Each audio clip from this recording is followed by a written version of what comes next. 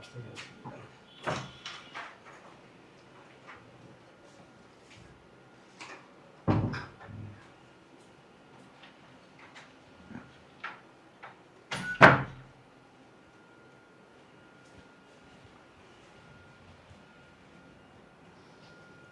আলাইকুম প্রিয় শিক্ষার্থী, তোমরা অলরেডি জানো যে তোমাদের ঢাকা ইউনিভার্সিটির বি ইউনিটের রেজাল্ট কিন্তু দিয়ে দিছে, ঠিক আছে? তো যারা যারা চান্স পাইছো তাদেরকে আই এডুকেশনের টিমের পক্ষ থেকে অনেক অনেক অনেক অভিনন্দন, ঠিক আছে? তোমরা আসো, ভাইয়াদের সাথে দেখা করো, তোমাদের জন্য স্পেশাল কিছু জিনিস আয়োজন করা হবে ইনশাল্লাহ সামনে পরবর্তীতে। আচ্ছা, আর যারা হচ্ছে চান্স পাও নাই বা হচ্ছে ওয়েটিং এ আসো, তোমরা ভাই টেনশন নিও না, ঠিক আছে? তোমাদের একদম যেহেতু যাত্রাটা শুরু হয়েছে আমাদের সাথে, আমরা একদম শেষ পর্যন্ত তোমাদের সাথে আছি এবং একসাথে আমরা লড়াই করব এবং পাবলিক একটি সিট আমরা নিয়ে রাখবো, ঠিক আছে? ইনশাল্লাহ আশাহত হওয়ার কিছুই নেই, ঠিক আছে? তোমরা অনেক মেধাবী, প্রত্যেকে অনেক মেধাবী, তোমরা যেরকম পরিশ্রম দিছো সেরকম ফল তোমরা ইনশাল্লাহ পারবা। এই যে কামব্যাকটা না ভাইয়া, এটা তোমাদের নিজের ব্যক্তিগত, ঠিক আছে? তুমি যদি কোথাও চান্স পাও না পাও, এতে মনে করো ধরো কোথাও চান্স পাইলা, কি করবে জানো? তোমার ফ্যামিলি হয়তো 2-3 দিন প্রাউড করে বলবে যে আমি অমুক জায়গায় চান্স পাইছি, আমার ছেলে অমুক জায়গায় চান্স পাইছে, ঠিক আছে? বা ধরো আত্মীয় স্বজন যারা আছে এরা বলবে যে আমার ভাগিনা, আমার ভাস্তি, আমার এই অমুক তমুক চান্স পাইছে। বাট যারা হচ্ছে চান্স পাও নাই, তাদেরকে কিন্তু ঠিকই আইসা কি করতেছে, এরকম কোসতেছে যে কি সারাদিন তো দেখলাম পড়াশোনা করছোস, চান্স দিতে পারলি না, কি পড়াশোনা করছোস, ঠিক আছে? এগুলা এক কান দিয়ে শুনবা, অন্য কান দিয়ে বের করে দিবা, এগুলো এখন শোনার টাইম নাই। হ্যাঁ, তোমাদের এখন যেটা করতে হবে সেটা হচ্ছে যা গেছে তা গেছে, সামনের প্রস্তুতি যেন এমন হয় যেন তোমার সফলতা প্রত্যেকটা ওই যে কটু কথার জবাব দিয়ে দেয়, ঠিক আছে? আজকের ক্লাসটা আমরা শুরু করি। আজকের ক্লাস আমরা জানি যথারীতি রাজশাহী ইউনিভার্সিটি এবং তুমি যেই কুমিল্লার ফাইনাল একটা সাজেশন নিয়ে আসছি ভাইয়া ফিনান্সের। গত একটা ক্লাস আমরা করছি অলরেডি, সো আজকে নতুন একটা ক্লাস। আচ্ছা আসি প্রথম এমসিকিউ শুরু করি। সুদের হার বৃদ্ধির কারণে ভবিষ্যতে প্রাপ্ত অর্থের বর্তমান মূল্য কিরূপ হয়? কি বলছি ভাইয়া? যে সুদের হার বৃদ্ধির কারণে ভবিষ্যতে প্রাপ্ত অর্থের বর্তমান মূল্য কিরূপ হয়। আচ্ছা, আমরা একটু দেখি তো যে ভবিষ্যৎ মূল্যটা কি। ভবিষ্যৎ মূল্য ধরো আমি ধরলাম 110 টাকা। কত টাকা ভাইয়া? 110 টাকা। আচ্ছা, তাইলে বর্তমান মূল্যটা কি? ধরো বর্তমান মূল্য ধরি আমার 100 টাকা। কারণ আমরা জানি সময়ের সাথে সাথে কি ভাইয়া, সময়ের সাথে সাথে সুদের হারের কারণে, কিসের কারণে? সুদের হার।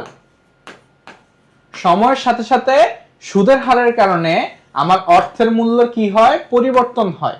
অর্থের মূল্য কি হয়? পরিবর্তন হয়। এখন এই পরিবর্তনটা কিরূপ হয় এটাই হচ্ছে প্রশ্ন। কিভাবে? যে আমার ধরো বর্তমানে আমার কাছে 100 টাকা আছে, হ্যাঁ, 5 বছর পর এই 100 টাকা কত টাকা হবে? ধরো প্রতি বছর সুদের হার হচ্ছে 10%। কত পার্সেন্ট ভাইয়া? 10%। অর্থাৎ আমার প্রতি বছর কত পার্সেন্ট করে টাকাটা বাড়তেছে? 10% করে টাকাটা বাড়তেছে, ঠিক আছে? এখন তুমি আমাকে বলো তো কি হচ্ছে যে আমার বর্তমান মূল্য সুদের কারণে সময়ের জন্য কি হয়ে যাচ্ছে? বেড়ে যাচ্ছে না? বেড়ে যাচ্ছে। তাইলে এটা কি বলছে? ঠিক উল্টাটা। উল্টাটা কি হবে? যে ভবিষ্যতের একটা মূল্য, ভবিষ্যতে একটা মূল্য সময়ের জন্য সুদের হারের কারণে কি হয়? এটার বর্তমান মূল্যটা কি হয়? কমে যায় না? যে ধরো বললো যে 5 বছর পরে 10% সুদের হারের কারণে তোমাকে 5 লক্ষ টাকা দেওয়া হবে। 5 বছর পরে সুদের হারের কারণে, সুদের হার কত? 10%। এই সুদের হার 10% সুদে 5 বছর পরে তোমাকে কয় লক্ষ টাকা দেওয়া হবে ভাইয়া? 5 লক্ষ টাকা। এখন তুমি কি পরবর্তীতে এই 5 লক্ষ টাকা নিতে চাও 5 বছর পরে, নাকি এখন বর্তমানে একটা টাকা নিতে চাও?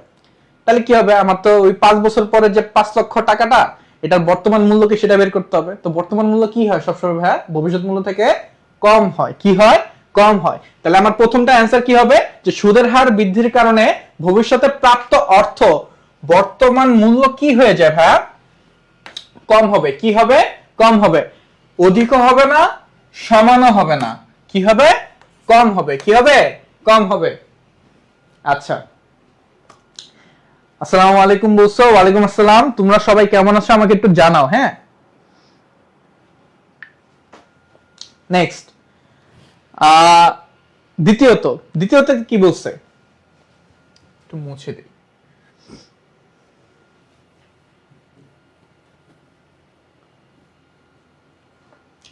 দুই নাম্বার কি বলছে? দুই নাম্বার বলছে যে একটি প্রতিষ্ঠান অর্থ বিনিয়োগের পরিমাণ বাড়লে, একটি প্রতিষ্ঠান অর্থ বিনিয়োগের পরিমাণ বাড়লে কি হয়? মুনাফা তারল্য উভয় কি বৃদ্ধি পায়? মুনাফা কমে তারল্য বাড়ে? মুনাফা বাড়ে তারল্য কমে? নাকি অর্থ বিনিয়োগের সাথে মুনাফা তারল্যের সুস্পষ্ট কোনো সম্পর্কই নাই? একটু কথাটা বুঝবা ভাই, কি বলছে এখানে? যে ধরো আমার একটা প্রতিষ্ঠান আছে, আমার প্রতিষ্ঠানের নাম কি এক্স সাপোজ, হ্যাঁ, বা ধরো আমার প্রতিষ্ঠানের নাম হচ্ছে সাপোজ আই এডুকেশন। কি? I education. এই আই এডুকেশনের মধ্যে কি করতেছে আমরা? আমার যে অর্থ সেটা কি করতেছে? বিনিয়োগ বাড়ায় দিচ্ছে। অর্থাৎ আমার কাছে ধরো সাপোজ ফর এক্সাম্পল আমার কাছে 1 লক্ষ টাকা ক্যাশ আছে। কি আছে? 1 লক্ষ টাকা ক্যাশ আছে।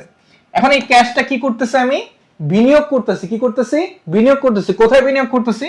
ধরো আমি ভাবলাম যে না, আমাদের স্টুডেন্ট অনেক বেড়ে গেছে, আমাদের হচ্ছে স্টুডিও করতে হবে। কি করতে হবে? স্টুডিও করতে হবে, যেন স্টুডেন্টকে আর বেশি বেশি ক্লাস দিতে পারি আমরা। হ্যাঁ, ওদের জন্য যেন আমরা ফ্রি ক্লাস করতে পারি, ওদের জন্য ডাউট সলভিং ক্লাস রাখতে পারি। এইগুলোর জন্য কি করতেছে? আমরা স্টুডিও বানালাম। ধরো আমরা এই 1 লক্ষ টাকা দিয়া ধরো 2টা স্টুডিও বানিয়েছি ফর এক্সাম্পল।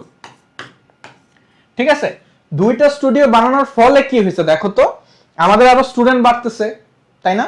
আমাদের আরো তোমাদের যাতে সহপাঠী বা কম্পিটিশন তারা বাড়তেছে, এবং তারা সবাই কি শিক্ষা অর্জন করতেছে, এবং শিক্ষা সালামি হিসাবে আমাদেরকে কিছু টাকা দিচ্ছে না, তাই না? আমাদের প্রতিষ্ঠানে কি হলো তাহলে? আয় বাড়লো। কি বাড়লো? আয় বাড়লো। কিন্তু আমার দেখো তো এই যে নগদ যে অর্থটা, তারল্যটা, সেটা কি হয়ে গেছে? কমে গেছে না? আমার একদিক দিয়ে আমার আয় বৃদ্ধি পেল, আর একদিক দিয়ে আমার যে তারল্য, এই তারল্যটা কি হয়ে গেল? কমে গেল। কিসের কারণে ভাইয়া? অর্থ বিনিয়োগের কারণে। তাহলে আনসারটা কি হবে? আয় বাড়া মানে কি? আয় বাড়া মানে আমার মুনাফা বেড়ে যাওয়া। মুনাফা কি? বেড়ে যাওয়া। যে দেখো মুনাফা বেড়ে যাওয়া কই আছে? কতেও আছে, আমার হচ্ছে গতেও আছে। কারণ খতে কি বলছে? মুনাফা কমে। মুনাফা কমে কি হবে? হবে না। অর্থ বিনিয়োগের সাথে মুনাফা তার সম্পর্ক নাই। সম্পর্ক কি আছে কি নাই? আছে। তার মানে ঘ কি হবে না? হবে না। এবার দেখি ক আর গ এর মধ্যে কোনটা অ্যান্সার, আমাকে বলো তো। ক আর গ এর মধ্যে কোনটা অ্যান্সার হবে? আচ্ছা, হ্যাঁ, 2/8C। Very good. যে বলছো 2/8C, অসাধারণ। দেখো কেন? কারণ আমার মুনাফা বাড়তেছে ঠিক, বাট আমার কিন্তু তারল্য বাড়তেছে না। আমার ঠিকই মুনাফা বাড়তেছে, বাট তারল্য কি হইতেছে? কমতেছে। কারণ কি? আমি কি বিনিয়োগ করছি ভাইয়া? দেখো তো এখানে বলে দিছি কি বিনিয়োগ করছি? অর্থ বিনিয়োগ করছি। তাহলে আমার অ্যান্সার কি হবে? অ্যান্সার হবে মুনাফা বাড়ে এবং তারল্য কমে। কি? মুনাফা বাড়ে এবং তারল্য কমে। আচ্ছা, 3 নম্বর প্রশ্ন। 3 নম্বর প্রশ্ন কি বলছে? এনজিও নিয়ন্ত্রিত হয় নিচের কোন প্রতিষ্ঠান দ্বারা? এনজিও নিয়ন্ত্রিত হয় নিচের কোন প্রতিষ্ঠান দ্বারা? 1 Bangladesh bank, 2 BSEC, 3 MRA, 4 IDRA.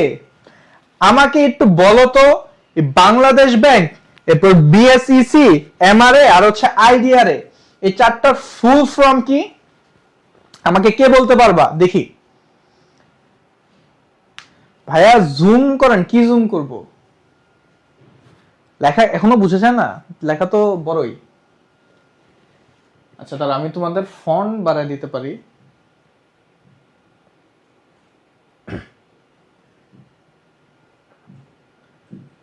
ওকে।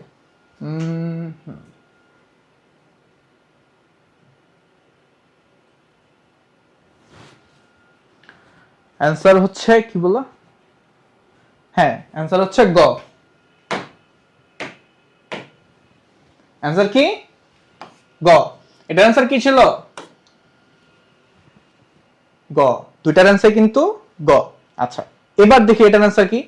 এনজিও নিয়ন্ত্রিত হয় নিচের কোন প্রতিষ্ঠান দ্বারা?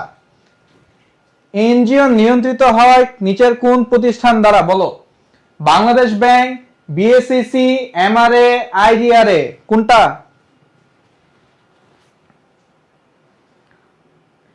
হ্যাঁ, ওয়ালাইকুম আসসালাম ভাই। আচ্ছা আমি একটু বলি, এটা হচ্ছে বাংলাদেশ সিকিউরিটি এক্সচেঞ্জ কমিশন। কি? Bangladesh security exchange commission. এটা মূলত তোমার হচ্ছে যে রেগুলেশন বা হচ্ছে তোমার যে স্টক এক্সচেঞ্জ যেটা আছে, হ্যাঁ, এই স্টক এক্সচেঞ্জ নিয়ে কি করে কাজ করে। আচ্ছা আইডিআরএ, আইডিআরএ কি নিয়ে কাজ করে? এরা আমি বুঝলাম আমাদের হচ্ছে যত এই যে শেয়ার বলো বা বন্ড বলো এগুলো নিয়ে কাজ করে, ঠিক আছে। এটা কি নিয়ে কাজ করে?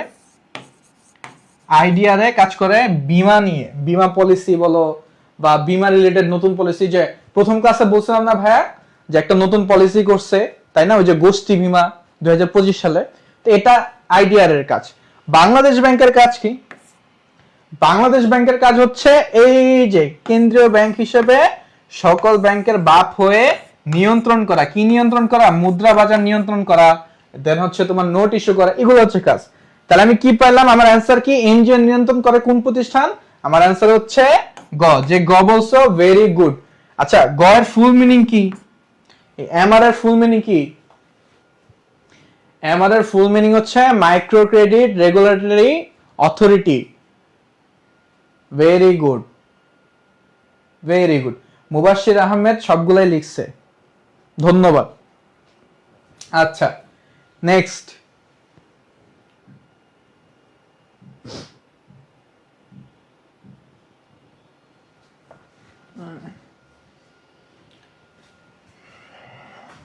চার নাম্বার কি বলছে? কোন দেশে আর্থসামাজিক ও রাজনৈতিক অবস্থার পরিবর্তনের ফলে কোন ঝুঁকি তৈরি হয়?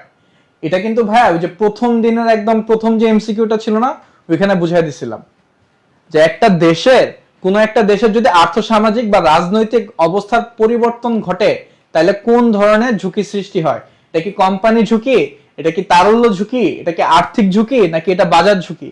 আচ্ছা আগে বলো তো, এই যে ঝুঁকিটা, যে কোন একটা দেশে আর্থসামাজিক ও রাজনৈতিক অবস্থার পরিবর্তনের ফলে যে ঝুঁকিটা হয়, এটা কি আমাদের হাতে নিয়ন্ত্রণযোগ্য নাকি অনিয়ন্ত্রণযোগ্য? এটা আমাকে বলো তো। আচ্ছা একজন বলছো স্যার আমি কিছু পারতেছি না আর কিছু বুঝতেছি না, নাজিম উদ্দিন। নাজিম উদ্দিন ভাই তুমি আমাকে বলো তো তুমি কি বুঝতেছো না এক্স্যাক্টলি, কোথায় আটকাচ্ছ? ঠিক আছে আমাকে একটু বলো যে ভাই আমি এই জায়গাতে আটকাচ্ছি, এটা কি বলছেন বুঝি না, তাহলে ভাই আবার বুঝাই দিব। দেখো তোমরা যারা বুঝবা না অবশ্যই জিজ্ঞাসা করবা, একবার না বুঝলে বারবার জিজ্ঞাসা করবা, ভাই বারবার বুঝাবো। বাট কেউ যদি না বুঝে চলে যাও, বলো যে না ভাই বুঝছি, তাহলে কিন্তু সমস্যা। নিজেকে কখনো ফাঁকি দিবা না, ঠিক আছে? নিজেকে ফাঁকি দেওয়া, নিজের পড়ালেখাকে ফাঁকি দেওয়া, রেজাল্ট তুমি নিজেই বহন করবা, এর ফলাফল তুমি ভবিষ্যতে নিজেই ভোগ করবা, ঠিক আছে? সো এই ভুল তোমরা করতে যাবা না। আচ্ছা আমাকে একটু বলো, ঠিক আছে? তখন ভাই একটু আগে তুমি একটু 4 নাম্বারটা দেখো এবং বাকিগুলো আমাকে বলো যে তুমি 1 2 3 কি বুঝো নাই। 4 নাম্বারটা কি বলছি? যে কোন দেশে আর্থসামাজিক ও রাজনৈতিক অবস্থার পরিবর্তনের ফলে কোন ঝুঁকি তৈরি হয়। যারা যারা অ্যান্সার দিছো 4 এর C, very good, very good. ভালো বাচ্চা কাচ্চা, পড়াশোনা করে এরা। দেখো বাজার ঝুঁকি কেন ভাইয়া? এই ঝুঁকিটা না আমাদের নিয়ন্ত্রণযোগ্য না, এবং আমি যদি বাজার ঝুঁকিতে সংজ্ঞাতেও যাই, এই সংজ্ঞাটা এরকমই দাঁড়ায় যে যে ধরনের ঝুঁকি কোন একটা দেশে আর্থসামাজিক ও রাজনৈতিক অবস্থার পরিবর্তনের ফলে সৃষ্টি হয় তাকে কি ঝুঁকি বলে? বাজার ঝুঁকি। কোম্পানির ঝুঁকি কি? এটা কিন্তু ভাই পরিবর্তনশীল, এটা পরিবর্তন করতে আমরা চাইলে এটা পরিবর্তন করতে পারবো। তারল্য ঝুঁকি, আর্থিক ঝুঁকি ভাই কিন্তু বুঝাইছি, তাই না? যদি আমাদের ওই যে একটু আগে কি হয়েছিল, পরিমাণ লিকুইড ক্যাশ নাই, হ্যাঁ, আমাদের যে দৈনন্দিন কাজ করার জন্য বা দৈনন্দিন একটা ইয়া করার জন্য কি নাই, সম এরকম লিকুইড যতটুকু দরকার, হ্যাঁ, ওই লিকুইড ক্যাশটা নাই। এই লিকুইড ক্যাশটা না থাকতে যে ধরনের ঝুঁকি তৈরি হয় সেটা হচ্ছে তারল্য। আর্থিক ঝুঁকি কি? ওই যে আমার ছোটখাটো, আমার যে ধরো কি করছি, আমি যখন ঋণ আনছি বা মূলধন আকারে নিয়ে আসছি, এদেরকে কি করতে একটা প্রফিট দিতে হবে না, নির্দিষ্ট একটা আয় দিতে হবে না? এখন আমি যদি ওই পরিমাণ প্রফিটই না করি, ধরো আমি 100 টাকা বাইরের থেকে নিয়ে আসছিলাম, হ্যাঁ, আর আমি নিজে 100 টাকা দিছি, দিয়ে এই 200 টাকা দিয়ে ব্যবসা করছি, ব্যবসা করে যাদের থেকে 100 টাকা আনছি, ইন টোটাল ওদেরকে আমার দেওয়ার কথা ছিল 20 টাকা। কয় টাকা? 20 টাকা। এখন ধরো ভাইয়া এই 200 টাকার মধ্যে ব্যবসা করছি 15 টাকা, বা ধরো আমি ব্যবসা করছি 20 টাকারই ব্যবসা করছি ধরো, হ্যাঁ, এই 20 টাকা কিন্তু আমার কি করতে হবে, দিতে হবে, দিয়ে দিতে হবে, তাই না? আর যদি 15 টাকা করি তাহলে তো এই 20 টাকা যেটা দেওয়ার কথা সেটাও তো দিতে পারতেছি না।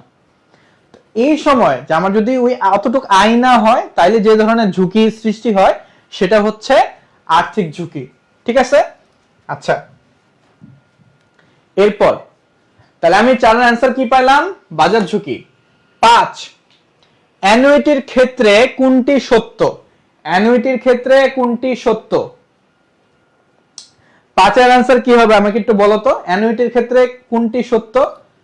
অ্যানুইটির ক্ষেত্রে যেটা সত্য সেটা হচ্ছে ক, প্রতিটি কিস্তির পরিমাণ সমান থাকে, খ, প্রতিটি কিস্তির পরিমাণ প্রথম দিকে কম এবং পরবর্তীতে বেশি হয়, গ, প্রতি কিস্তির পরিমাণ প্রথম দিকে বেশি এবং পরে গিয়ে কম হয়, এবং ঘ, প্রতি কিস্তির পরিমাণ ক্রমান্বয়ে একটি নির্দিষ্ট হারে বাড়ে। প্রতি একটা, ধরো এখানে কি বলছে, অ্যানুইটি মানে কি? কিস্তি, বার্ষিক বৃত্তি যেটা, তাই না? এই বার্ষিক বৃত্তি কি সময়ের সাথে সাথে, যে প্রথম বছরে আমি 100 টাকা দিচ্ছি, এরপরে গিয়ে দ্বিতীয় বছরে আমি কত টাকা দিচ্ছি, 200 টাকা দিচ্ছি, এমনটা হয়? নাকি প্রথম বছরে আমি 100 টাকা দিচ্ছি, দ্বিতীয় বছরে গিয়ে আমি 50 টাকা দিচ্ছি, এমনটা হয়?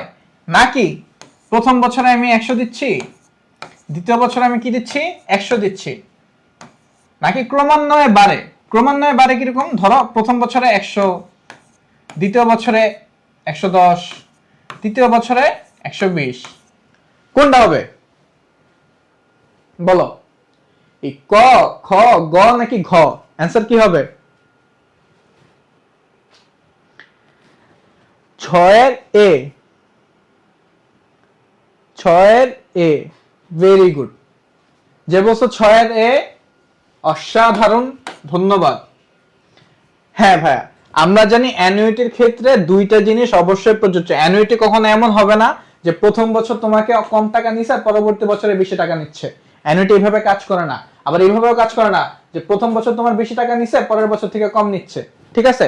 অ্যানুইটির ক্ষেত্রে কি সত্য? অ্যানুইটি সবসময় সমান হারে টাকা নেয়। কি হারে? সমান হারে।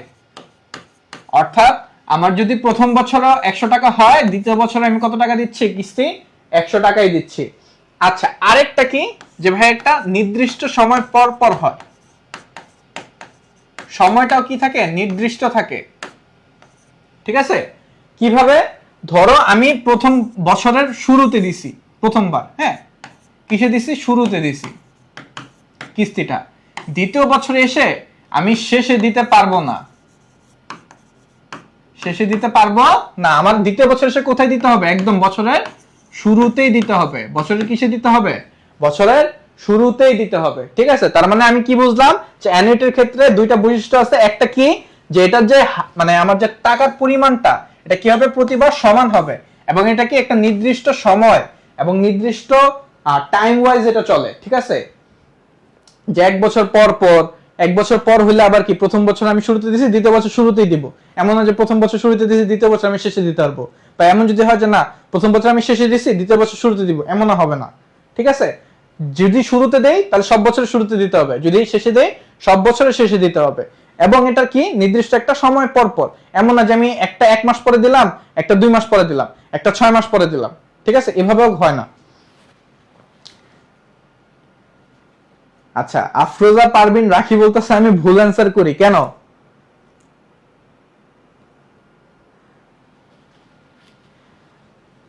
আচ্ছা, আপনি তো ঠিক অ্যান্সার করছেন। আপনি এ বলছেন না 6 এ, নাকি কে বলছে? যেই বলছে হচ্ছে, ও আচ্ছা, এটা তো 5 নম্বর। ও ঠিক আছে, 5 এর 1। ঠিক আছে, 6 এর তো আমি এখন অ্যান্সারই বের করি নাই। 5 এর অ্যান্সার কি? 1। আচ্ছা, 6 নাম্বার। 6 নাম্বার কি বলছে? মিস্টার আরমান 12,000 টাকা 5 বছর ব্যাংকে জমা রেখে দ্বিগুণ করতে চায়। মিস্টার আরমান কি করতে চায়? 12,000 টাকা 5 বছর ব্যাংকে রেখে এটা কি করতে চায়? দ্বিগুণ করতে চায়। ওই টাকা কত শতাংশ সুদে? কত শতাংশ সুদ? ঠিক আছে? কত শতাংশ সুদে 5 বছরে দ্বিগুণ হবে? 5 বছরে দ্বিগুণ হবে। আমরা একদম সেই ছোট্টবেলা থেকে একটা জিনিস শিখে আসতেছি কি, যদি নির্দিষ্ট একটা সময়ের পর আমার বিনিয়োগকৃত অর্থ দ্বিগুণ হয় বা একটা নির্দিষ্ট সুদের হারের কারণে আমার যে বিনিয়োগ সেটা কি হয়, দ্বিগুণ হয়, তাহলে আমরা কোন নিয়মের মাধ্যমে বের করি যে আমার কত বছরে বা কত সুদে কি হয়েছে, আমার যে বিনিয়োগটা সেটা দ্বিগুণ হয়েছে, এটা কোন নিয়মের মাধ্যমে বের করি ভাইয়া বলতো? হ্যাঁ, রুল 72। কি রুল 72? রুল কি? রুল 72। আচ্ছা আমি একটু ক্লিয়ার করে লিখি।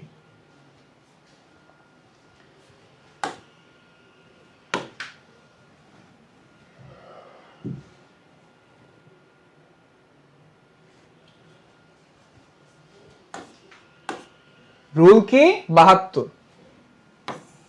যে আমার বিনিয়োগকৃত অর্থ ধরো 100 টাকা সাপোজ, হ্যাঁ, এটা কি হয়েছে ধরো 5 বছরে দ্বিগুণ হয়েছে, অর্থাৎ কত টাকা হয়েছে, 200 টাকা হয়েছে। বা এমনও হইতে পারে যে আমি বিনিয়োগ করছি 100 টাকা, হ্যাঁ, ধরো 12% সুদের কারণে আমার এটা কি হয়েছে, টাকাটা বিনিয়োগকৃত অর্থটা কি হয়েছে, দ্বিগুণ হয়েছে, 200 টাকা হয়েছে। এটা বছর, এটা হচ্ছে সুদ, সুদের হার, হ্যাঁ। আচ্ছা, এখন সেই ক্ষেত্রে যদি বিনিয়োগকৃত অর্থ কোন একটা নির্দিষ্ট বছর দেওয়া থাকে এবং সেই নির্দিষ্ট বছর পর আমার দ্বিগুণ হয়, বা আমার বিনিয়োগকৃত অর্থ একটা সুদের হার দেওয়া আছে এবং একটা নির্দিষ্ট সময় পরে গিয়ে কি হয়েছে, 200 টাকা হয়েছে, এমন যদি থাকে তাহলে আমরা সেটা কিসের মাধ্যমে বের করি ভাইয়া? রুল 72। কিসের মাধ্যমে? রুল 72। রুল 72 কি বলে যে আমার বিনিয়োগকৃত অর্থ নির্দিষ্ট একটা সময় বা যে নির্দিষ্ট সুদের হারের মাধ্যমে কি করতে পারে, দ্বিগুণ হয়, সেটা বের করার নিয়মই হচ্ছে বা পদ্ধতি হচ্ছে রুল 72। এটা কিভাবে বের করে? খুব সিম্পল। আমার যদি বছর দেওয়া থাকে তাহলে সুদ বের করতে বলে, আর যদি আমার সুদ দেওয়া থাকে তাহলে কি করতে বলে, বছর বের করতে বলে। আমার এই প্রশ্নে কি দেওয়া দেখো তো, মিস্টার আরমান কি বলছে, 12,000 টাকা 5 বছরে ব্যাংকে জমা রাখছে, দ্বিগুণ করছে। আমার এখানে বছর উল্লেখ আছে, কি উল্লেখ আছে, বছর উল্লেখ আছে। তাহলে আমার কি বের করতে হবে, এই যে দেখো ভাই, সুদ বের করতে হবে। কি বের করতে হবে? সুদ বের করতে হবে। যদি বছর দেওয়া থাকে তাহলে সুদ বের করতে পারবো, যদি সুদ দেওয়া থাকে বছর বের করতে হবে। নিয়ম কি? নিয়ম হচ্ছে শুধুমাত্র এই 72কে ওই সুদের হার বা মেয়াদ যেটাই দেওয়া থাকবে ওইটা দ্বারা ভাগ করব। এখানে কি দেওয়া আছে, বছর দেওয়া আছে, কত, 5, তাহলে 5 দ্বারা কি করব, ভাগ করব। তাইলে আমার অ্যান্সার বের হয়ে যাবে যে কত পার্সেন্ট সুদের কারণে 5 বছরে আমার 12,000 টাকা দ্বিগুণ হয়ে 24,000 টাকা হয়েছে। আবারও বলি, কি হয়েছে ভাইয়া, যে আমি শুধুমাত্র এই ফর্মুলাটার মাধ্যমে কি করতে পারবো, যে কত পার্সেন্ট সুদের কারণে 5 বছরে আমার বিনিয়োগকৃত 12,000 টাকা দ্বিগুণ হয়ে 24,000 টাকা হয়েছে।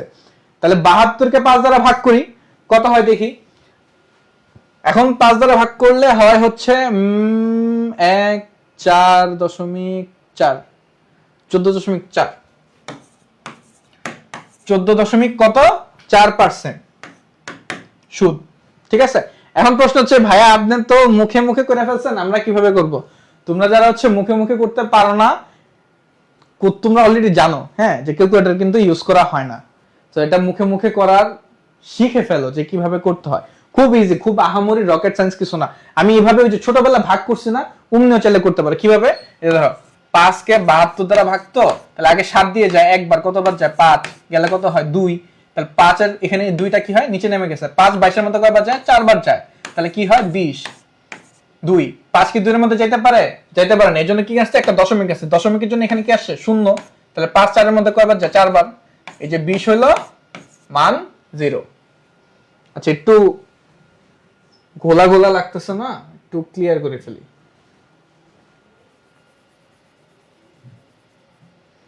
দেখো,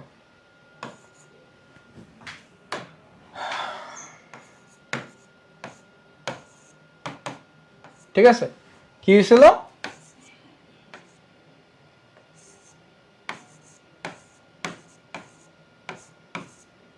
এই যে আমার 72কে আমি 5 দ্বারা ভাগ করলে 14.4 আসে। কিভাবে আসছে, ওই যে নর্মাল যেভাবে ভাগ করি এইভাবে। 5 7 এর মধ্যে কয়বার যায়, একবার যায়, গেলে কত হয়, 5, হাতে থাকে কত, 2। এই যে 7 থেকে 5 গেলে থাকে 2। 5 কি 2 এর মধ্যে যায়? যায় না। তাহলে কি করছি? এই দুইটা নামায় ফেলছি। দুইটা নামাইলে কত হয়? 22 হয়। 5 22 এর মধ্যে কয়বার যায়? 4 বার যায়। 4 বার গেলে কি হয়? 20 হয়। এরপরে তাহলে কত থাকে? 2। এখন দেখো এই 5 কি 2 এর মধ্যে যায়? আর কিন্তু যায় না। কিন্তু এখন 2 আছে না? এখন আমার দশমিক বের করতে হবে। আর আমরা যদি দশমিক বের করতে হয়, আমি কেমনে বের করব? তুমি এই যে এইভাবে বের করতে পারো, যে কি করলা? দশমিক দিয়ে একটা শূন্য বসালা। দশমিক আসলে ওই দশমিকের জন্য কি বসে? শূন্য বসে। 5 20 এর মধ্যে কয়বার যায়? 4 বার যায়। গেল 4 বার। 4 বার গেলে কত হয়? 20 হয়। তাহলে আমার লাস্টে কি কিছু থাকে? থাকে না, শূন্য থাকে। তাহলে আমার অ্যান্সার কি? 14.4%। 14 কত? 4%। এই যে প্রসেসটা না, এটা ভাই কিসে করতে হবে জানো? মাথায় করতে হবে। যে দাঁড়ায় দাঁড়ায় এরকম বসে বসে এরকম মাথায় প্রসেসটা করতে হবে, ঠিক আছে? ক্যালকুলেটর অ্যাডমিশন সময় ক্যালকুলেটর ইউজ করা যায় না। তুমি এইচএসসি লেভেল পর্যন্ত হ্যাঁ ঠিক আছে, ওইটাও মানা যায়, বাট এইচএসসি তে আমি বলবো যেটা, যে তোমরা ট্রাই করবা কি তোমাদের, আচ্ছা সত্যি তোমাদের বলে লাভ নাই, বাট যারা হচ্ছে এইচএসসি পরীক্ষা দিবা তাদেরকে একটু বলে দেই, যারা দেখতেছো, যে তোমরা চেষ্টা করবা যে টেস্টের আগে থেকেই, হ্যাঁ টেস্ট পরীক্ষা দেওয়ার আগে থেকেই ছোট ছোট কিছু মাথায় করার, ঠিক আছে? ছোট ছোট ট্রিক গুলো এগুলো যেন মাথায় করতে পারো। এবং তোমাদের কিন্তু প্রি অ্যাডমিশনও চলতেছে ভাইদের, হ্যাঁ প্রি অ্যাডমিশন কোর্স আছে, যারা হচ্ছে এইচএসসি পরীক্ষার্থী আসো 26-এর, তারা এটার মধ্যে যুক্ত হতে পারবা। আচ্ছা এবার আসি,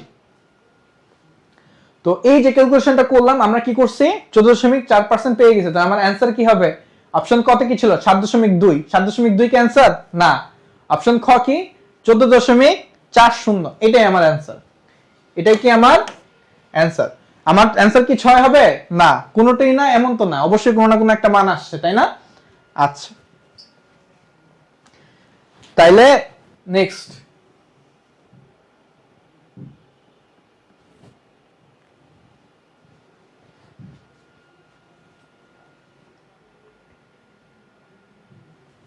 আচ্ছা 7 নাম্বার। বুঝতে পারছি, এবার 7 নাম্বার বুঝান। আসেন 7 নাম্বারে কি বলছে?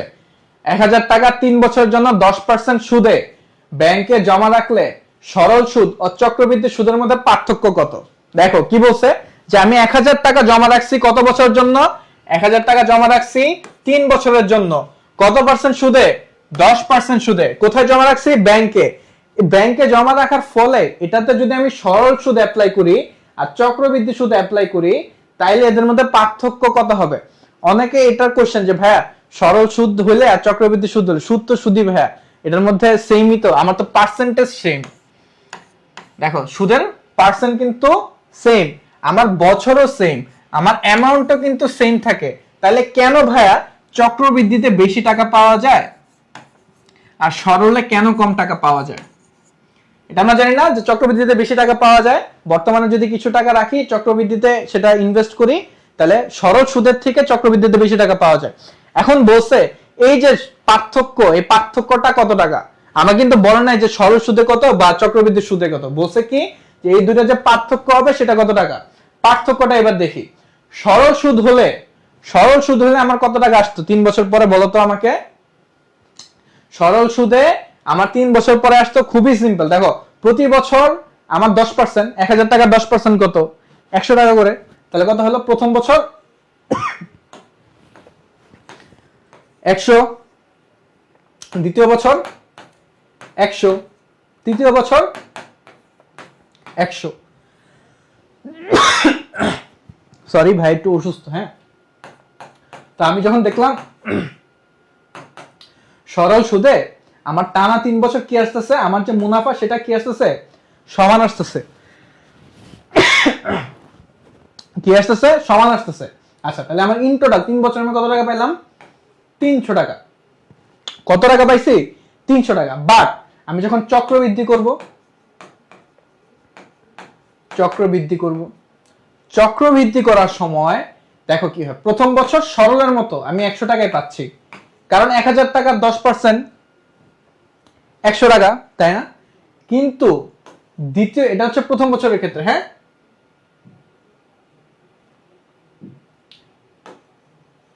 দেখো প্রথম বছরের ক্ষেত্রে। বাট আমি যখন দ্বিতীয় বছরে যাব তখন কি 100 টাকা হবে? 100 টাকা হবে না। কেন? কারণ চক্রবৃদ্ধি কি বলে? চক্রবৃদ্ধি বলে আমার সুদ আসলের উপরেও সুদ ধরতে হয়। কি? সুদ আসলের উপরেও সুদ ধরতে হয়। আমার আসল কত? 100, আমার প্রথম বছরের সুদ কত? 100। তার মানে দেখো সরল সুদের প্রতিবার 3টা বছরে 1000 টাকার উপরে সুদ ধরছে। প্রথম বছরে 1000 টাকার উপর সুদ ধরছে, দ্বিতীয় বছরে 1000 টাকার উপর সুদ ধরছে, তৃতীয় বছরে কি করছে? 1000 টাকার উপর সুদ ধরছে। তার প্রথম বছরের সুদ কত আসছে সরলে? আচ্ছা এতটুক ভাই একটু ডিপলি তোমাদেরকে বুঝাই। দেখো প্রথম বছরে 1000 টাকার উপর সে 10% ধরছে। কে? এটা সরল, কারণ সে সরল মনের মানুষ, তাই না? সে কি করছে? 1000 টাকার উপর সুদ ধরছে, 10% ধরে 100 টাকা নিছে। দ্বিতীয় বছরে এসেও সে কি করছে? তার কিন্তু টোটাল টাকা কত হয়েছে? টোটাল টাকা কিন্তু হয়েছে 1100। টোটাল টাকা কত? 1100। এটা ছিল তার আসল, এটা তার মুনাফা বা সুদের কারণে যেটা হয়েছে, ঠিক আছে? এটা হচ্ছে তার সুদ আসল বা মুনাফা আসল। তো সরল সুদের ক্ষেত্রে সবসময় কিসের উপর সুদ ধরা হয়? আসলের উপর ধরা হয়। তার মানে দ্বিতীয় বছরও এই 1000 টাকার উপর ধরা হয়েছে, এই 1100 টাকার উপর ধরা হয় নাই। তাহলে কত টাকা হলো? 100 টাকা দ্বিতীয় বছরের মুনাফা।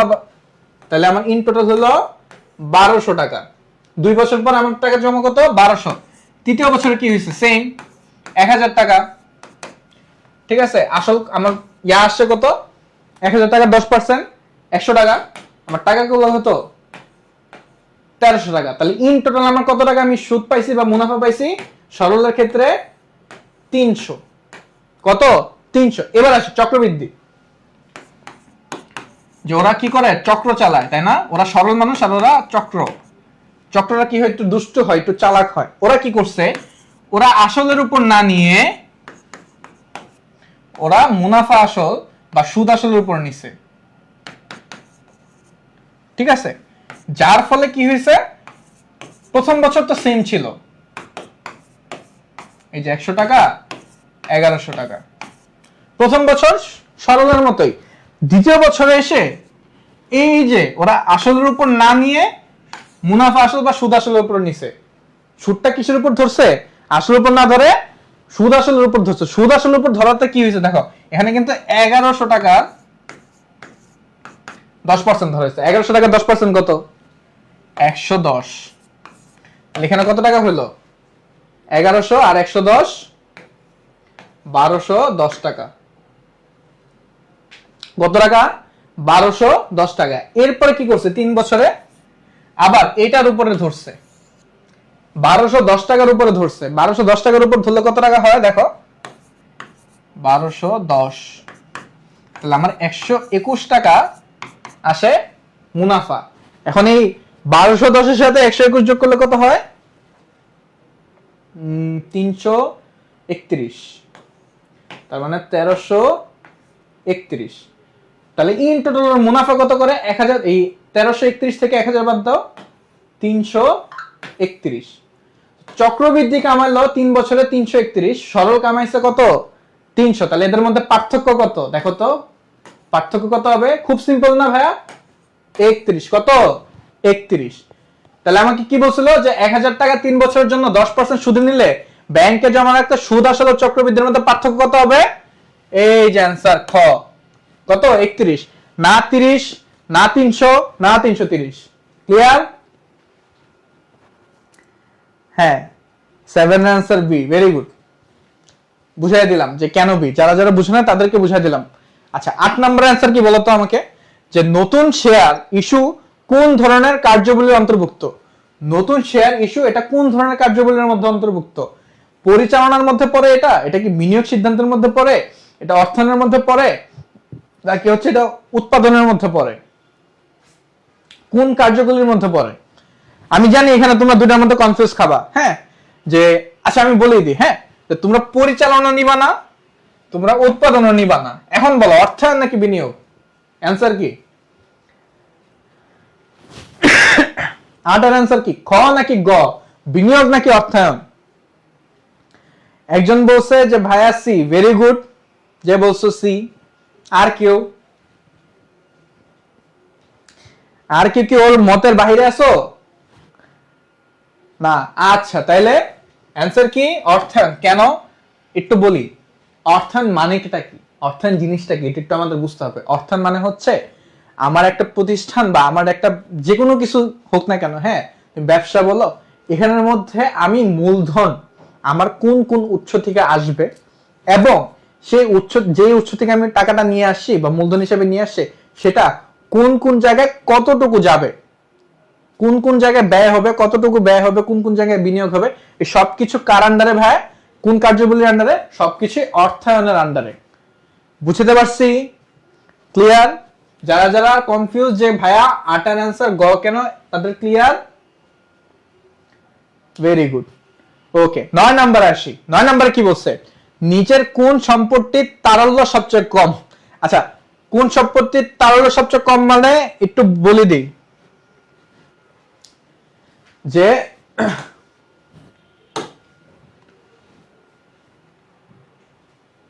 তারল্য সবচেয়ে কম বলতে বুঝায় যে একটা সম্পদ আছে, হ্যাঁ, এটাকে তুমি কত তাড়াতাড়ি লিকুইডে পরিবর্তন করতে পারো। তুমি যত তাড়াতাড়ি লিকুইডে পরিবর্তন করতে পারবা তার তারল্য তত বেশি। ঠিক আছে? ফর এক্সাম্পল আমি যদি বলি যে আমার ব্যাংকের টাকা, হ্যাঁ, ব্যাংকের অ্যাকাউন্টের মধ্যে আমার টাকা আছে, এটা কি আমি ইনস্ট্যান্ট চাইলেই টাকাটা তুলতে পারবো এবং লিকুইড হিসেবে নিতে পারবো, তারল্য হিসেবে ধরতে পারবো। ঠিক আছে? বা ধরো আমার কাছে স্বর্ণ আছে, স্বর্ণটা কি করতে পারবো? ইনস্ট্যান্ট কিন্তু একটা স্বর্ণকারের দোকানে গিয়ে আমি স্বর্ণটা বিক্রি করে নিয়ে আসতে পারবো। বাট এখানের মধ্যে কোন জিনিসটা বিক্রি করতে সব থেকে বেশি কষ্ট হবে? নগদ অর্থ, এফডিআর, বন্ড নাকি অ্যাপার্টমেন্ট? বলো তো 9 আনসার কি হবে? 9 আনসার কি হবে?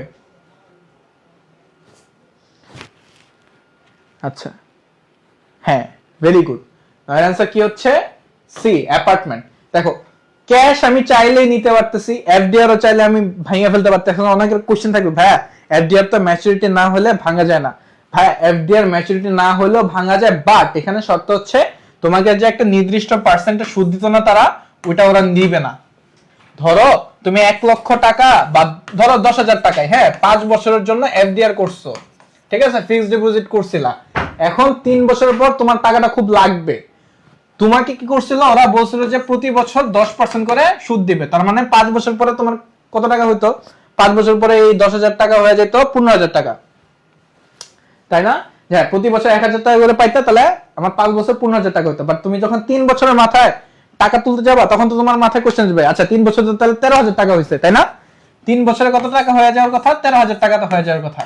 যে ভাইয়া তাহলে আমাকে 13,000 টাকা দেন, তোমাদের দিবে না। ঠিক আছে? এটাই হচ্ছে শর্ত, যে তুমি এফডিআর চাইলে ভাঙতে পারো, বাট তখন তোমার ওই যে এক্সট্রা 3,000 টাকা পাওয়ার কথা, সেটা তুমি পাবা না, তোমাকে 10,000 টাকাই দিবে। বরং আরো কম দিতে পারে, ওই যে এই অ্যাকাউন্ট ক্লোজ করা এই ঝামেলাতে ধরো আরো 1, 200, 300 টাকা কাইটা ফেলতে পারে। ঠিক আছে? তো এই হচ্ছে কাহিনী। এখন আসে অ্যাপার্টমেন্টের মধ্যে। আচ্ছা, অ্যাপার্টমেন্ট যেহেতু অ্যান্সার, বন্ডে আসি। বন্ড কি? বন্ডও কিন্তু ভাই ইজিলি তুমি চেঞ্জ করতে পারো। ধরো সাপোজ প্রাইস বন্ড, তুমি দেখবা কি অনেকে বিয়েতে হচ্ছে তার ভাই বা আঙ্কেল আন্টি যারাই থাকে না কেন, অনেক সময় ক্যাশ না দিয়ে প্রাইস বন্ড দিচ্ছে। ঠিক আছে? প্রাইস বন্ডটা কি? তুমি ব্যাংকের ক্যাশ কাউন্টারে যাবা, গিয়ে বলবো যে ভাই আমি বন্ড নিতে চাচ্ছি, প্রাইস বন্ড, আমাকে হচ্ছে 100 টাকা মূল্যের 10টা প্রাইস বন্ড দেন, 1,000 টাকা। ঠিক আছে? তোমাকে 10টা এরা কি করবে? প্রাইস বন্ড দিয়ে দিবে। তো এটা হচ্ছে কাইন্ড অফ ওই রেভোল্ডের মতো। যদি বন্ডের ওই যে সিরিয়াল নাম্বারটা ওইটা যদি উঠে, তাহলে ধরো মনে করো তুমি 60,000 টাকা দিচ্ছ বা 1 লক্ষ টাকা দিচ্ছ, ওইখান থেকে আবার ট্যাক্স কাটে, 30% থেকে 40% ট্যাক্স কাটে, বাকি টাকা তুমি হ্যান্ড ক্যাশ পেয়ে যাবা। এখন তুমি যদি বলো যে না ভাইয়া এটা তো তাহলে ইয়ার মতো রিস্ক হয়ে যায়, অনেক অনেক ক্ষেত্রে দেখা যায় যে তোমাদের কাছে মনে হয় যে জিনিসটা এরকম অনেক রিস্কি, বাট ব্যাপারটা এরকম না। হ্যাঁ, তুমি চাইলে আবার পরবর্তীতে কি এই বন্ডটা ফেরত দিয়ে ক্যাশও নিতে পারো, যে আমি না বন্ডটা আমি রাখবো না, আমাকে হচ্ছে ক্যাশ টাকা দিয়ে দেন। বাট এটা নেওয়ার আগে তুমি হচ্ছে আগে কথা বলে নিবা যে এটা কি রিফান্ডেবল না। অনেক ব্যাংক অনেক কাহিনী করে অনেক সময়, সো একটু কথা বলে নিবা। ঠিক আছে? তো এই গেল হচ্ছে বন্ডের কাহিনী। কিন্তু অ্যাপার্টমেন্ট, এখন আমি একটা ফ্ল্যাটের মালিক বা অ্যাপার্টমেন্টের মালিক বা আমার একটা জায়গা জমি আছে, সামথিং লাইক দ্যাট, এটা যখন আমি বিক্রি করতে যাবো, এটা কি এত সোজা? এখন বললাম 1 ঘন্টা পরে বিক্রি হয়ে গেল না, তোমার আগে লোক খুঁজতে হবে যে বায়ার কে, কে কিনতেছে, সে এরপর এটা দেখবে, দলিল যাচাই করবে তার উকিলরে দিয়ে, তোমার পক্ষের উকিল আসবে, দেন এরপর ম্যাজিস্ট্রেটের সামনে হাজির হবে যে তুমি টাকা বুঝায় পাইছো কিনা, সে তোমাকে দলিল লেখা দিছে কিনা, এরপরে গিয়া দলিলে সাইন হয়। ঠিক আছে? অনেক ঝামেলা, এটা বললেই হয় না। এই জন্য এটা লিকুইডটা কি তারল্য সবচেয়ে কম, লিকুইডিটি সবচেয়ে কম। হ্যাঁ, 10 নাম্বার, 10 নাম্বার কি বলছে? নিচের কোনটি অর্থায়নের নীতিমালার অন্তর্ভুক্ত না? নিচের কোনটি অর্থায়নের নীতিমালার অন্তর্ভুক্ত না? ক, অর্থের সময়মূল্য নীতি, খ, নিট প্রবাহ নীতি, গ, মুনাফা সর্বাধিকরণ নীতি, নাকি গ, ঝুঁকি আয় সমন্বয় সাধন নীতি? এটা খুবই সোজা, বলো তো এটা কি হবে? 10-এর অ্যান্সার, 10-এর অ্যান্সার কি হবে? অপশন দেখলেই তো বোঝা যায় অ্যান্সার কি হবে। বলো 10-এর অ্যান্সার কি হবে?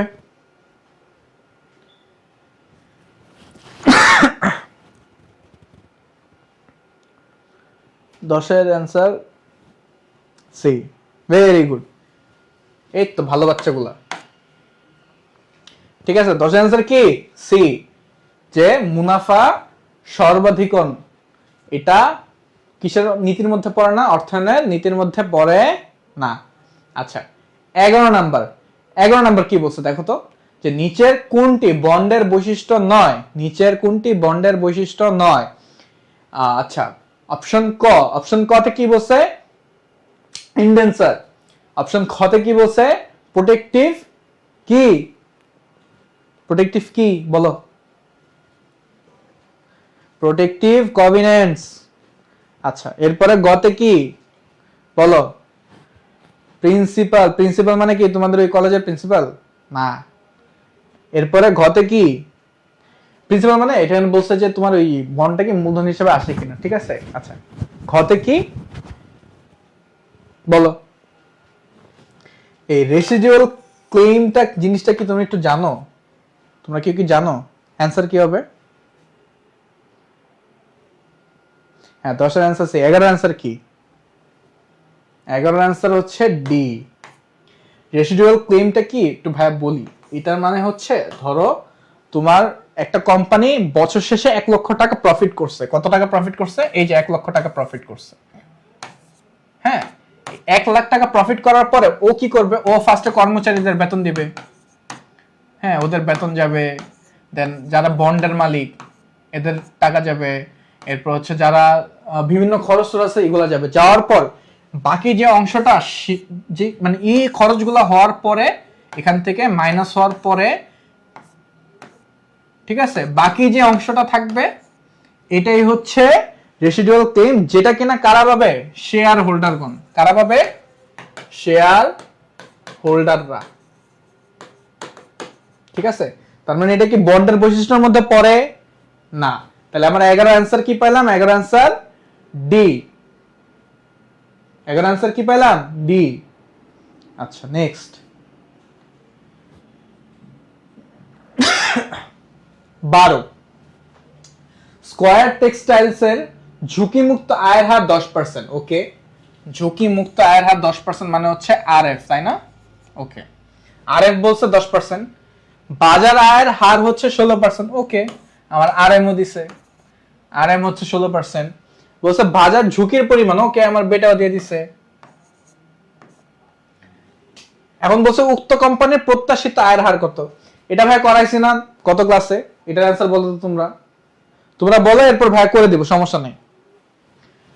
12-এর অ্যান্সার কি হবে? ক 6%, খ 10.6%, গ 19%, নাকি ঘ 16.9%? এটা বলো। 11-এর অ্যান্সার কি হবে? 12-এর অ্যান্সার কি হবে?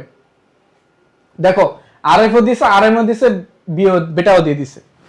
অ্যান্সার কি হবে বলো? এটা করাইছি ভাই, গত ক্লাসে করাইছি। 12-এর অ্যান্সার কি হবে?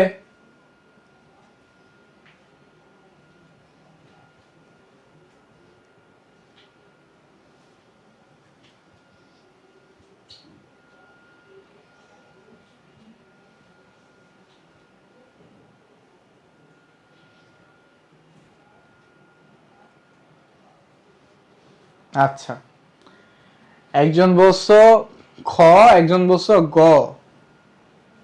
আচ্ছা, আমরা তাহলে করি, হ্যাঁ, করে দেখি অ্যান্সারটা কি হবে। আমি জানি প্রত্যাশিত আয়ের হার সূত্র কি?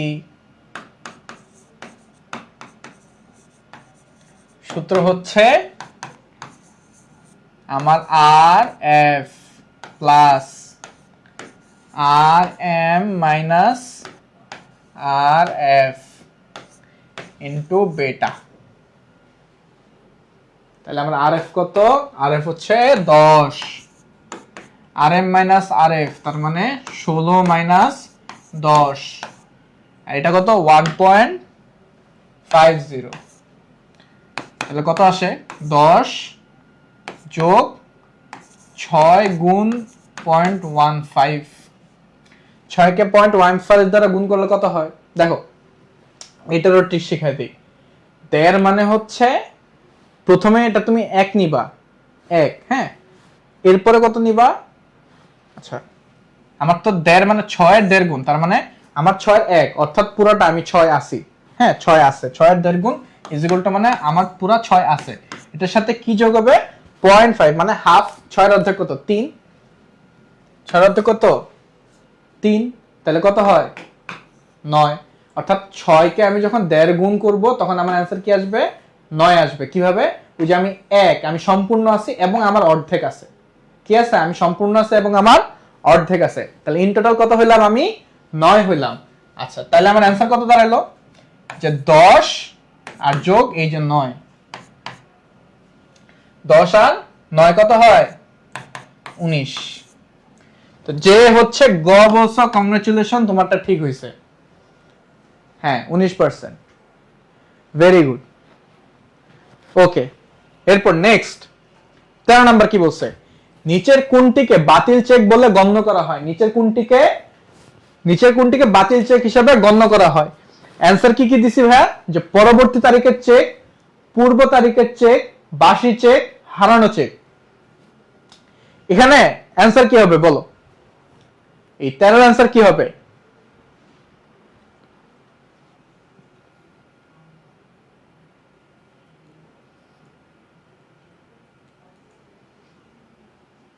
Very good. আচ্ছা, যে অ্যান্সার দিছ তাকে একটু বলি, তোমার অ্যান্সার ঠিক হয়েছে। এখন আমি বলি যে বাকিগুলা কেন অ্যান্সার না। পরবর্তী তারিখের চেক, এই চেক বাতিল চেক হিসেবে গণনা করা হয় না। কেন গণনা করা হয় না ভাই?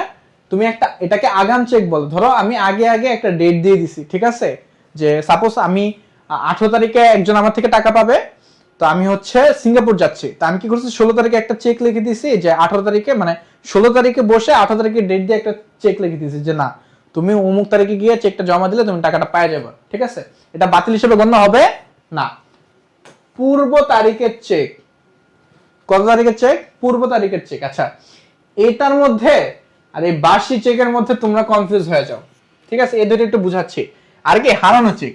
হারানো চেক তো বাতিল চেক তো কখন হবে? যখন তুমি যাবা গিয়ে বলবা যে চেকটা হারায় গেছে, এটা বাদ দেন, এটা দিয়ে যদি আসে তাহলে কোনো এন্ট্রি আপনারা নেবেন না, তাহলে নিবে না। এই পূর্ব তারিখের চেক আর বাসি চেকের মধ্যে কাহিনী কি? বাসি চেকটা কখন হয় ভাই? বাসি চেক হয় তোমার যে ডেট ছিল, এই ডেটের থেকে 180 দিন পূর্ণ হয়ে গেছে। কত দিন? 180 দিন। এই 180 দিন পর মানে সময় যদি পার হয়ে যায় চেকের, তখন আর ওই চেকটা কি হিসাবে গণ্য হয় না, মানে মানে ওইটা গণ্য হয় বাসি চেক হিসাবে, ওটা অ্যাকচুয়ালি আর চেক হিসাবে গণ্য হয় না, ঠিক আছে। সো একটা চেক তুমি ইস্যু করছো 180 দিন পর মধ্যে যদি টাকাটা জমা দেওয়া না হয় বা চেকটা ইস্যু করা না হয়, তাহলে সেটা বাসি চেক হিসেবে গণ্য হবে এবং এই চেকটা কি করা হবে? বাতিল করা হবে। এখন এখন তুমি এর আগে জমা দিয়ে দাও, যে পূর্ব তারিখের মধ্যে, ঠিক আছে, সাপোজ 18 তারিখের চেক আমি 19 তারিখে জমা দিছি, হয়, ঠিক আছে, তাহলে অ্যান্সার কি আসবে? আমার 13 অ্যান্সার কি? গ। বুঝছি যে কেন বাকিগুলো অ্যান্সার না, ক্লিয়ার, ভেরি গুড। 14 নাম্বার কি বলছে? নিচের কোন নীতি সব ধরনের জীব ও সম্পত্তি বীমার ক্ষেত্রে প্রযোজ্য? হ্যাঁ, এটা খুবই মানে কি বলবো, সুন্দর একটা প্রশ্ন, ঠিক আছে, খুবই সুন্দর একটা প্রশ্ন। নিচের কোন নীতি, খুবই সোজা বাট সুন্দর, হ্যাঁ, কোন নীতিটা সব ধরনের জীব ও সম্পত্তি বীমার ক্ষেত্রে প্রযোজ্য? অর্থাৎ জীবন বীমার ক্ষেত্রে প্রযোজ্য হবে বা কোনো সম্পত্তি বীমার ক্ষেত্রেও প্রযোজ্য হবে। কি? আর্থিক ক্ষতিপূরণের নীতি। আর্থিক ক্ষতিপূরণের নীতি। খ, প্রত্যক্ষ কারণের নীতি। কি?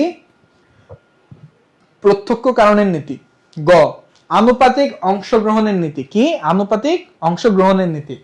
4, স্থলাভিষিক্তকরণের নীতি। কি? স্থলাভিষিক্তকরণের নীতি। আচ্ছা, স্থলাভিষিক্তকরণ তো আমরা জানি, তাই না? এটা কি ভাই?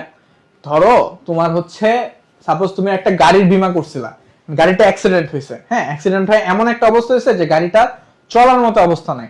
এখন তোমাকে কি করবা, তুমি পুরাটা ক্লেম করতেছো, আচ্ছা আমাকে গাড়ির দাম ছিল 10 লাখ টাকা, 10 লাখ টাকার বীমা করছি, আপনাকে 10 লাখ টাকা দিতে হবে। তখন বীমা কোম্পানি কি করতেছে, তোমাকে 10 লক্ষ টাকাই দিচ্ছে, বাট ওই যে ভাঙ্গাচোরা যতটুকু অবশিষ্ট আছে সেটা কি করতেছে বীমাকারী, সরি যে কি বলে বীমা যে কোম্পানি আছে সে কি করছে, নিয়ে গেছে। ঠিক আছে, তো এই যে স্থলাভিষিক্তকরণ, এটা কি মানুষের ক্ষেত্রে সম্ভব, জীবের ক্ষেত্রে সম্ভব না, তাহলে স্থলাভিষিক্তকরণ নীতি হবে না। আচ্ছা, আনুপাতিক অংশগ্রহণের নীতি, আনুপাতিক অংশগ্রহণের নীতিটা কি, ধরো কি টাইপের, যে একটার জন্য, একটা প্রোডাক্টের জন্য ধরো অনেকগুলো বীমা করা হয়েছে। ধরো এই বোর্ডটা আমি কি করছি, 10,000 টাকা বীমা করছি ক কোম্পানি থেকে, 10,000 টাকা করছি খ থেকে, গ থেকে করছি 10,000, বাকি 70,000 করছি ধরো তোমার ইয়া থেকে, ঘ থেকে করছি। হ্যাঁ, এখন আমার এই বোর্ডটা যদি নষ্ট হয়ে যায়, এটা টাকাটা কে দিবে, ওই যে অনুপাতে বীমাটা করছি ওই অনুপাত আকারে দিবে। এটা কি সব ক্ষেত্রে প্রযোজ্য হয়, সকল জীব ও সম্পত্তির ক্ষেত্রে প্রযোজ্য হয় না। আচ্ছা, এরপরে কি, যে ক আর্থিক ক্ষতিপূরণের নীতি, সবকিছু কি অর্থের ক্ষতিপূরণ দিয়ে পরিমাপযোগ্য ভাইয়া, আমরা জানি না যে এটা কি সবকিছু আর্থিক পরিমাপযোগ্য না, সকল বীমা আর্থিক পরিমাপযোগ্য না, কিন্তু সকল বীমাই জীব ও সম্পত্তির ক্ষেত্রে প্রযোজ্য কোনটা, প্রত্যক্ষ কারণের নীতি। প্রত্যক্ষ কারণের নীতি, তোমার একটা প্রত্যক্ষ কারণ থাকতে হবে এই বীমার পড়তে, এটা তুমি জীব বীমা হোক বা সম্পত্তি বীমা হোক, যেটাই হোক না কেন। ঠিক আছে, নিজের একটা নিজস্ব কারণ লাগবে। আচ্ছা, তো 14 অ্যান্সার কি, 14 অ্যান্সার হচ্ছে খ, 14 অ্যান্সার কি খ। 15 নাম্বার কি বলছে, 15 নাম্বার বলছে যে কোন ধরনের জীবন বীমায় ঋণের সুবিধা পাওয়া যায়। আচ্ছা, জীবন বীমারও তো প্রকার ভেদ আছে তাই না, এটা কি R U B unit group change class. আচ্ছা, যারা হচ্ছে গ্রুপ চেঞ্জ করতেছো তাদের হচ্ছে বলি যে গ্রুপ চেঞ্জের ক্লাস আছে, এবং যারা হচ্ছে আর্টস থেকে আসো বা হচ্ছে যারা কি বলে মানবিকের থেকে আসো, তোমাদের সম্ভবত ম্যাথ আসে। ঠিক আছে, তো তোমরা ম্যাথ ক্লাসটা করবা। আচ্ছা, ম্যাথের যে ফ্রি ক্লাসগুলো হয় এগুলো করবা। আর যদি কোর্সে ভর্তি চাও, অবশ্যই কোর্স আছে, এই জন্য যোগাযোগ করবা, ওয়েবসাইটের মধ্যে নক দিবা বা আমাদের ফেসবুক পেজের মধ্যে নক দিবা, বা হচ্ছে নাম্বার আছে, নাম্বারের মধ্যে যোগাযোগ করলেই হবে। ঠিক আছে, পেজের নাম্বার দাও। 15 নাম্বার, কোন ধরনের জীবন বীমা ঋণ সুবিধা পাওয়া যায়, 1 মেয়াদি, 2 সাময়িক, 3 গোষ্ঠী, 4 অ্যানুইটি। অ্যান্সার কি হবে, 15 এ, ভেরি গুড। মেয়াদি বীমাগুতে, অর্থাৎ যে সকল জীবন বীমা মেয়াদি হয় সেগুলাতে আমরা কিসের সুবিধা পাই, ঋণের সুবিধা পাই, অন্যগুলাতে পাই না।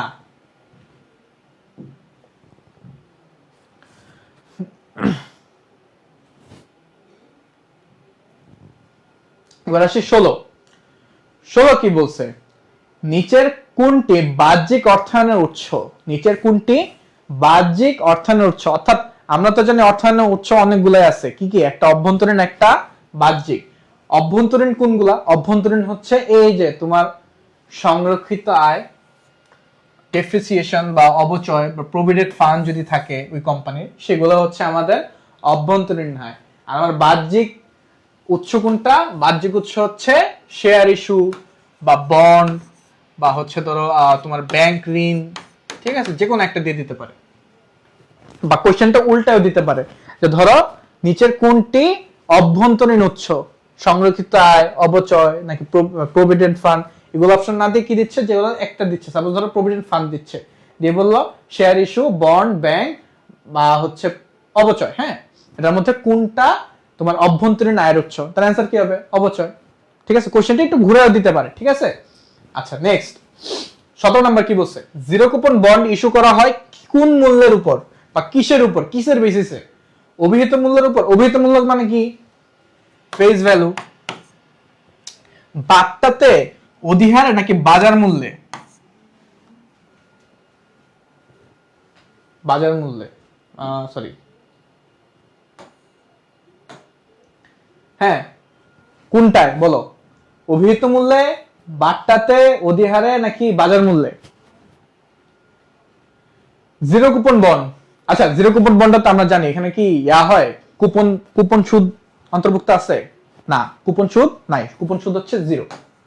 এখানে কুপন সুদ কত? কুপন সুদ হচ্ছে জিরো। কুপন সুদের মান কত? শূন্য। ঠিক আছে, এটা কি তাহলে অধিহারে হয় নাকি বাট্টাতে হয়? এবার বলো। তার মানে আমি বুঝলাম আমার বাজার মূল্য হচ্ছে না, আমার অভিহিত মূল্য হচ্ছে না, একে তাহলে বাট্টাতে হয় নাকি অধিহারে হয়?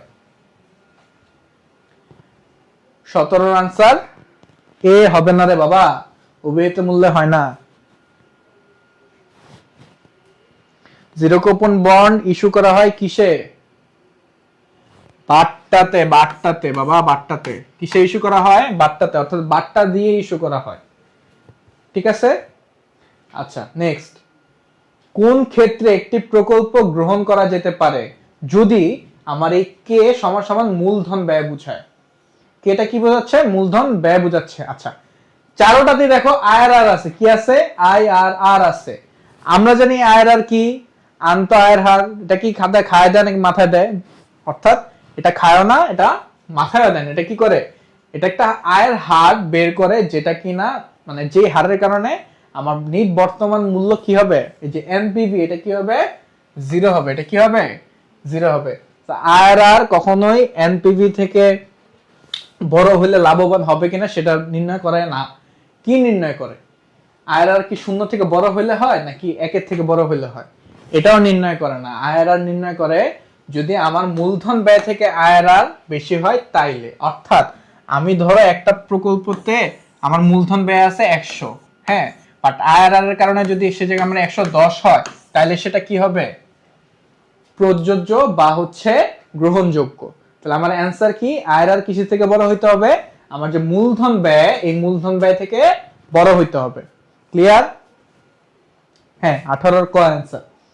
19, বাংলাদেশের ব্যাংকগুলি বৈদেশিক বাণিজ্যের সুবিধার্থে নিচের কোনটি ব্যবহার করে? বাংলাদেশের ব্যাংকগুলো বৈদেশিক বাণিজ্যের সুবিধার্থে নিচের কোনটি ব্যবহার করে? প্রতিজ্ঞাপত্র, ট্রেজারি বন্ড, ঋণপত্র নাকি বাণিজ্যিক কাগজ? অ্যান্সার কি হবে বলো? অ্যান্সার কি হবে? যে প্রতিজ্ঞাপত্র, ট্রেজারি বন্ড, ঋণপত্র নাকি বাণিজ্যিক কাগজ, কোনটা? 19 এর অ্যান্সার।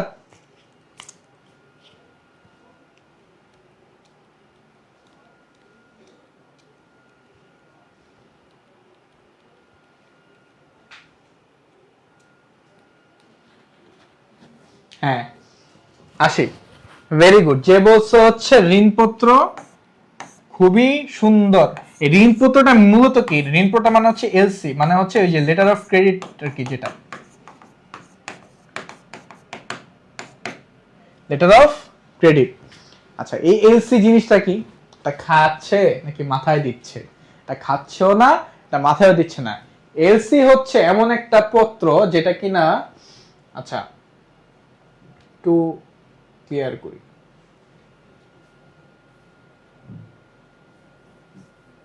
এলসি কি? এমন একটা পত্র যেটা কি করে, যেটা আমদানিকারকের হয়ে, কার হয়ে? আমদানিকারকের হয়ে। রপ্তানিকারককে, কাকে? রপ্তানিকারককে, যে রপ্তানি করে। হ্যাঁ, অর্থাৎ আমদানিকারকের যে ব্যাংক, এই ব্যাংক রপ্তানিকারকে কি পাঠায়? এলসি পাঠায়। যে ভাই আপনি যদি সঠিক পণ্য দেন, আপনি যদি আমার ক্লায়েন্টকে সঠিক পণ্য দেন, তাহলে আমার ক্লায়েন্ট আপনাকে কি দিবে? আপনার যে ন্যায্য পাওনা, হ্যাঁ, এই ন্যায্য পাওনা বা ন্যায্য মূল্য সেটা পরিশোধ করবে। এবং এটার গ্যারান্টি কে নিচ্ছে? এটা গ্যারান্টি নিচ্ছে আমার যে বাণিজ্যিক ব্যাংক, সে কি বলতেছে? যদি আপনি সঠিক পণ্য দেন, তাহলে আমার মক্কেল বা আমার যে ক্লায়েন্ট, সে কি করবে? আপনাকে যে আপনার ন্যায্য মূল্য সেটা আপনাকে দিবে। ঠিক আছে? সে যদি না দেয়, তাহলে সেটা কে দিবে? এটা ব্যাংক দিবে। এবং ব্যাংক কি বললে এগুলা দিয়ে দেয়? না, এগুলো অনেক প্রসিডিউর আছে। ব্যাংক তো তোমার ওই জমি জমা দেখবে, যে যদি তুমি না দাও সেক্ষেত্রে তোমার থেকে কিভাবে আদায় করবে, এগুলো তাকে দেখবে। দেখা অনেক লেনদেন হবে। শুরুতে তো তোমাকে ধরো এলসির তো একটা লিমিট থাকে, যে তোমাকে সাপোজ ধরো প্রথমে $100 দিচ্ছে বা $1000 দিচ্ছে, যদি লেনদেনের এরকম ট্রানজাকশন দেখা অনেক বেশি বেশি হচ্ছে, সেক্ষেত্রে তো পরবর্তীতে 1100, 1200 এমন করে 10,000, 1 লাখ যতটুকু দরকার এমন আস্তে আস্তে বাড়ে, প্রথমে এইভাবে কিন্তু বাড়ে না। ওকে, নেক্সট 20 নাম্বার কি বলছে, যে নিচে কোন পদ্ধতিতে বীমা গ্রহীতা ও বীমাকারী উভয়ই বীমা কোম্পানি। নিচে কোন পদ্ধতিটা বীমা, মানে নিচে কোন পদ্ধতির বীমাতে বীমা গ্রহীতা এবং বীমাকারী দুইজনই বীমা কোম্পানি, অর্থাৎ যে বীমা করতেছে সেও একটা বীমা কোম্পানি, যে বীমাটা গ্রহণ করতেছে সে একটা বীমা কোম্পানি। কোন বীমাতে হয় এমন? সহবীমাতে, পুনঃবীমাতে, যুগ্ম বীমাতে, নাকি গোষ্ঠী বীমাতে? গোষ্ঠী বীমাতে ভাই বুঝাইছি, গোষ্ঠী বীমাতে হবে না। যুগ্ম বীমাতে হবে না। সহবীমাতে হবে, এটা হবে না। অ্যান্সার কি? খ। কেন? কারণ পুনঃবীমাতে কি করে, একটা বীমা কোম্পানি তার যে রিস্ক সেটা কমানোর জন্য আরেকটা বীমা কোম্পানিকে ওই সেম বীমার জন্য বীমা করে। ধরো ক একটা কোম্পানি, একটা বীমা আছে সাপোজ 1, হ্যাঁ, ও একটা ঝুঁকি নিছে, এই ঝুঁকিটা কমানোর জন্য খ কোম্পানিতে গিয়ে এই একের জন্য কি করতেছে, আরেকটা বীমা করতেছে। অর্থাৎ এখানে যে বীমা করতেছে এবং বীমা নিতেছে এবং বীমা করতেছে দুজনই কি একটা কোম্পানি। কি কোম্পানি? বীমা কোম্পানি। তাহলে কোন বীমাতে বা কোন বীমা পদ্ধতিতে বীমা গ্রহীতা বীমাকারী উভয় বীমা কোম্পানির হয়? পুনঃ বীমা কোম্পানিতে। হ্যাঁ, বিশের অ্যান্সার বি। Very good. তোমরা যারা এতক্ষণ পর্যন্ত ক্লাস করছো তাদের সবাইকে সুস্বাগতম। আশা করি ভাই বুঝাতে পারছি যে রাজশাহী ইউনিভার্সিটিতে বা ওই এই বিশ্ববিদ্যালয়গুলোতে কি টাইপের কোশ্চেন আসে ফিনান্সের জন্য। এবং এখান থেকে ইম্পর্টেন্ট কথা হচ্ছে তোমরা টপিক বেস গুলো বুঝছো, যে মোটামুটি একটা আইডিয়া হয়েছে যে কোন কোন টপিক থেকে কি টাইপের প্রশ্ন হয়ে থাকে। তো ইনশাল্লাহ তোমরা এই টাইপেরই প্রশ্ন পাবা, ইনশাল্লাহ এখান থেকে কমন পাবা। তোমরা যারা বলছি ভাই, আগেও বলছি যে নিরাশ হবা না, ঠিক আছে? প্রস্তুতি সেরাটা নিবা, এরপরে যেটা হবে এটা দেখা যাবে, এটা নিয়ে তোমরা টেনশন করবা না। এখন তোমরা যদি একটাতে হেরে গিয়ে আরেকটাতে তোমরা হতাশ হয়ে যাও তাহলে তো আর হইলো না, তাই না? তো তোমাদের জন্য যেটা করছি ভাই, বলছি না একদম শুরু যেহেতু করছি শেষ পর্যন্ত লেগে থাকবো। এই যে দেখো, শেষ পর্যন্ত লেগে থাকার জন্য নিয়ে আসছি কি তোমাদের জিএসটি ব্যাচ 2.0। এখানে কি করতেছি ভাই, জিএসটির জন্য তোমাদের যারা আসো হতাশার মধ্যে ভুগতেছো, যারা হচ্ছে অনেকে আসো রাজশাহী তো ফর্ম ফিল আপ করো নাই, তারা এই জিএসটি তে যেহেতু 27 তারিখে পরীক্ষা মার্চের, এখনই ভর্তি হয়ে যাও, ঠিক আছে? এখানে ভাইয়া কি দিচ্ছি তোমাদেরকে, লাইভ ক্লাস দিচ্ছি কয়টা, টোটাল 42টা। কিসের উপর? বাংলা 10টা, ইংরেজি 10টা, হিসাব বিজ্ঞান 12টা, ম্যানেজমেন্ট 10টা। শুধু কি তাই ভাই যে শুধু লাইভ ক্লাস দিবেন পড়ায় দিবেন এরপরে নাই? না, এই লাইভ ক্লাসগুলোতে আবার কি হইতেছে, এগুলো কিসের উপর বেস করে হচ্ছে? তোমাদের গত কয়েক বছর জিএসটি যে কোশ্চেন আসতেছে এবং এই বছরে যে টাইপের কোশ্চেন হচ্ছে, কোথা থেকে বিভিন্ন বিশ্ববিদ্যালয়ের প্রশ্ন হচ্ছে, এবং সেখানকার যারা হচ্ছে স্যার ম্যাডাম যারাই আছে না কেন তাদের সাথে তো ভাইয়াদের অবশ্যই কথা না কথা হয়। তোমাদের যারা সিনিয়ররা চান্স পেয়েছে কেউ না কেউ তো আছে, তাই না? তো ভাইরা তো কথা বলি যে স্যাররা কোনটা কি হবে না হবে, নর্মালি কথা বলতে চাই না, তাও আমরা ভাইরা যতটুকু পারি চেষ্টা করি। তো এখানে সবকিছু চেষ্টা করবো সাজেশন আকারে তোমাদেরকে নিয়ে আসতে প্রতিটা ক্লাসে, হ্যাঁ। এবং এর সাথে কি থাকতেছে, তোমাদের ডেইলি বেসিসে এক্সাম থাকতেছে, যেন তোমরা নিজেরা চর্চা করতে পারো যে কি হচ্ছে না হচ্ছে, কতটুকু পড়া পড়ছো, কতটুকু পড়া আছে না আছে। এছাড়া আলাদা করে একটা এক্সাম ব্যাচ নিয়ে আসি ভাই। এছাড়া কি আছে, জিএসটি 1.1 এর আর্কাইভ ক্লাস যেটা আছে সেটা, হ্যাঁ। আর আছে কি ম্যাথ এবং আইকিউর 5টা রেকর্ড ক্লাস। অনেক সময় দেখা যায় 1-2টা এরকম বিচ্ছিন্ন ঘটনা ঘটে যায়, সে বিচ্ছিন্ন ঘটনা যেন তোমরা হতাশ না হও এবং দিশাহারা হয়ে না পড়ো, প্রত্যেকটা অ্যান্সার যেন সুশৃঙ্খলভাবে সুন্দর মতো সঠিক অ্যান্সার করতে পারো, এই জন্য পুরো কোর্সটা ভাইয়ারা এইভাবে সাজাইছি।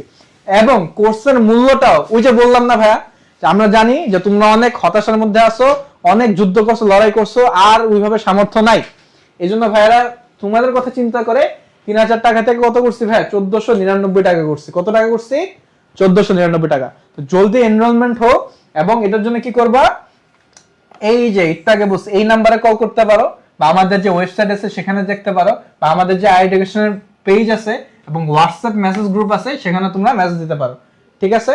তো আশা রাখি তোমরা ততদিন সুস্থ থাকবা, ভালো থাকবা, নিজেদের খেয়াল রাখবা। আজকে এই পর্যন্তই। আসসালামু আলাইকুম।